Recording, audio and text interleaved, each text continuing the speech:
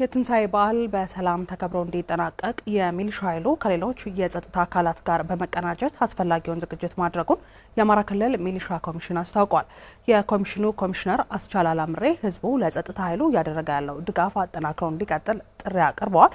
ኮሚሽነሩ የትንሳኤ በዓልን ምክንያት በማድረግ መግለጫ ሰጥተዋል። በዓሉ ሰላማዊ እና በህዝቡ ዘንድ እጅግ በተረጋጋ መንገድ እንዲከበር እንሰራለን። ሃይማኖታዊና ህዝባዊ በዓላት ሲከበሩ በዓሉን ለማደናቀፍ የሚፈልጉ ኃይሎች ይኖራሉ። ከበዓሉ በተቃራኒ በመቆም ህብረተሰቡ በሰላም በዓሉን እንዳያከብር ከማድረግ አኳያ የሚፈጠር ችግር ሊኖር ይችላል።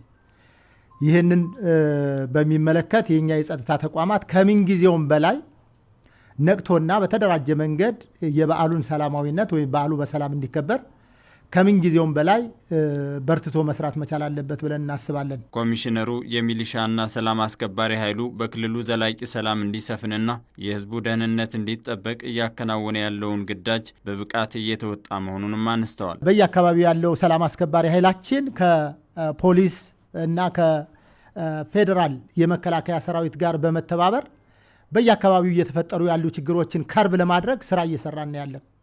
በአሁኑ ሰዓት በብዙ የክልላችን ዞኖች ሰላማቸው ወይም ደግሞ ዘላቂ ሰላም እንዲኖር ስራ እየሰራን ያለን። በዚህም አሁን ባለው ነባራዊ ሁኔታ አንጻራዊ ሰላም አለ ብሎ መውሰድ ይቻላል በብዙ አካባቢዎች ላይ።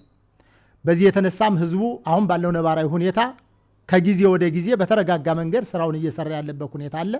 ይሁን እንጂ አሁንም አንዳንድ አካባቢዎች ላይ እየተፈጠረ ያለው የጸጥታ ችግር ደግሞ ችላ ሊባል የሚገባው ጉዳይ አይደለም። የጸጥታ ኃይል ሁሌም ሬዲ ነው።